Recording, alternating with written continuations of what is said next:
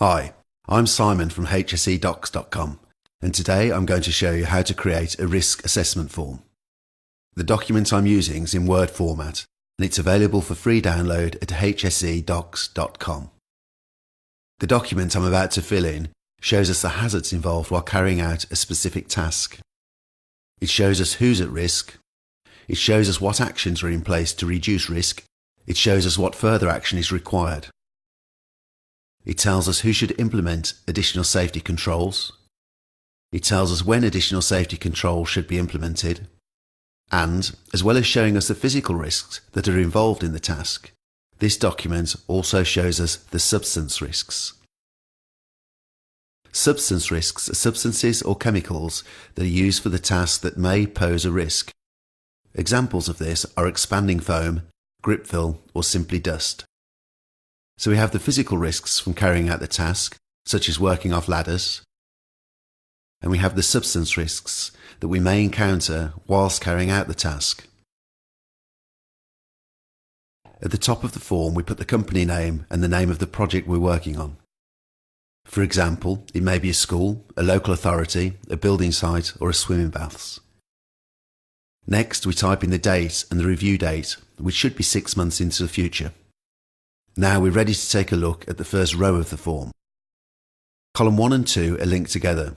They're a list of potential hazards, the people that may be at risk, and how they are at risk. This risk assessment is for hanging doors, and the first hazard is falling from height. In this case, it's safe to presume that the only person that should suffer an injury from a fall would be the operative, as he would need no more additional height than to reach the top of a door. However, if this risk assessment had been about fitting soffits and fascias at a high level, the falling from height hazard could possibly affect the operative, others on site, and members of the public. Column 3 lists the control measures, which are the actions already in place to limit or prevent risk. In this case, the operative is only allowed to use a hop-up in good condition with a maximum working height of 500 mm. In effect, this means that should the operative not adhere to the correct working practices, it is his own liability. So if an operative balances on a tin of paint to gain some extra height, and the tin tips over, covering the carpet in paint and causing injury to the operative, it's his own fault. The next column is for additional control measures, or actions that should be implemented to further reduce risk.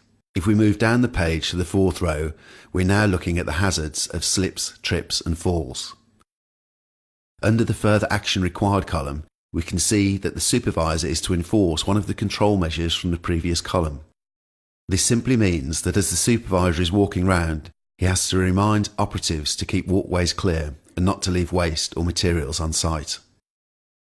The next column gives us the initials of the person responsible for the further control measures, and the following column gives us a target timescale for implementing further measures. The target timescale may be from the start of the contract, by a certain date, or from a certain date. The final column is a tick box. Simply sign and date once further actions have been implemented. The first section of this form was the contract details. The second section was the physical risks. And now, as we move down the form, we come to the substance risks. In this section, we identify the potential hazards that may arise from coming into contact with substances required to complete the task. If we scroll down the first column to expanding foam, you will see that the second column tells us the risks, and the third and fourth columns tell us to follow the manufacturer's instructions and to read the COSH assessment prior to use. In most cases of substance risk, column 3 and 4 will state the same thing. Of course, you will need to have a COSH assessment for each substance. On this particular risk assessment, one of the substances that differs in column 3 and 4 is dust. Here we can see control measures set out in column 3 to prevent excessive dust and to protect the operative. Finally, we come to section 4 of this risk assessment. In this section, you simply type your name, sign and date. I'm in favour of using digital signatures on health and safety documents so that I can email signed electronic copies to people. Thanks for watching, and I hope this has helped. And remember, if you'd like to use this risk assessment form, it's available for free download at HSEDocs.com.